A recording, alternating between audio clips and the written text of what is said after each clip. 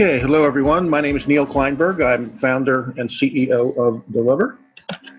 Before we get to the standard pitch slides, I wanted to give an analogy. Presumably, you've all heard of Carfax. So when buying a company, instead of looking at a Carfax vehicle history report, we suggest you look at a DiliVer Enterprise Performance and Growth Scorecard, and that'll tell you everything you ever wanted to know in one single document about the seller's business, including the hard-to-find operational stuff, analogous to under the hood, to reduce the risk of buying a company.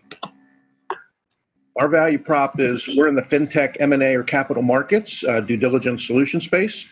Our new cloud-based enterprise-wide metrics-based scorecard tools improve the quality and reduce the risk of transactions, both on the buy side and on the sell side.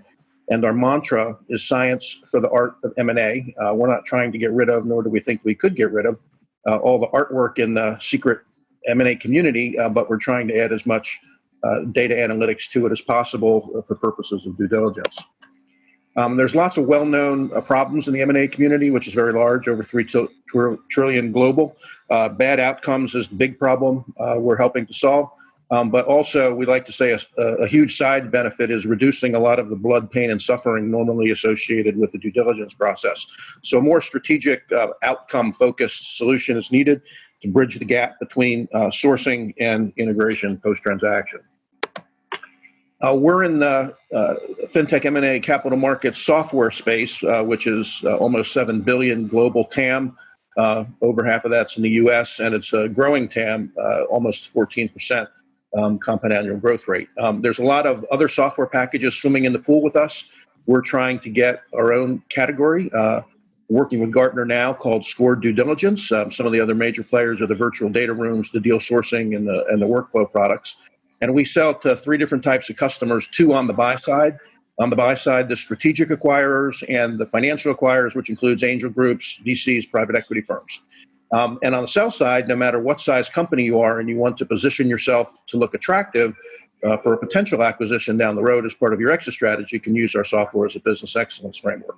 We don't have any direct competitors in the form of package software, and we can be agnostic and integrate with any of those other ones, or we could be selective if we choose to.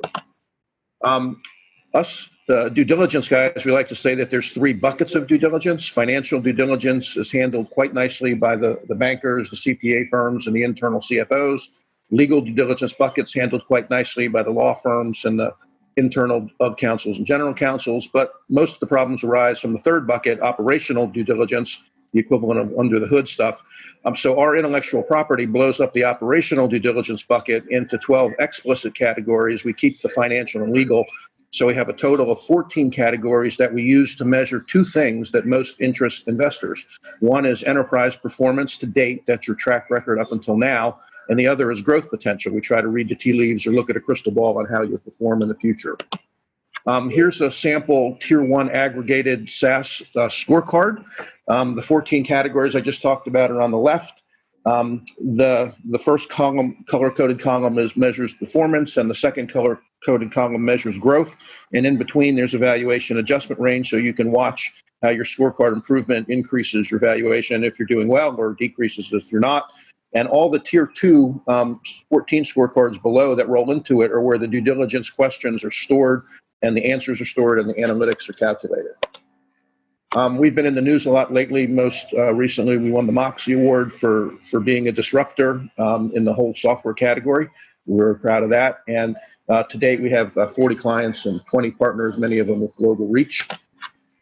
Our business model is largely SaaS subscriptions, over 80% of the software. We do provide some upfront consulting services to custom tailor the due diligence experience for each customer.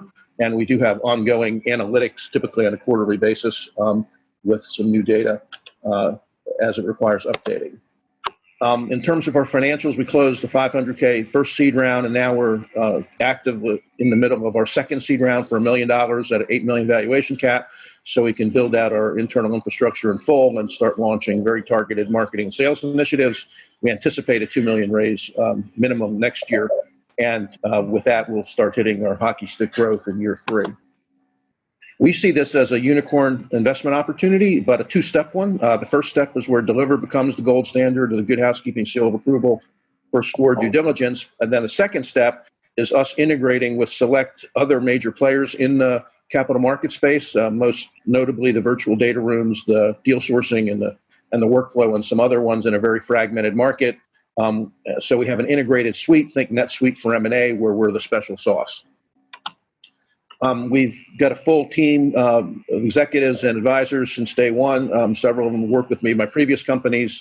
Not my first rodeo either. I had a successful exit with another FinTech software company in 2007, where we sold to Sage. And the team is very well skilled, both in startup world, technology, and business. And thank you. Here's my contact information. I'll also send it via chat. Have a nice day.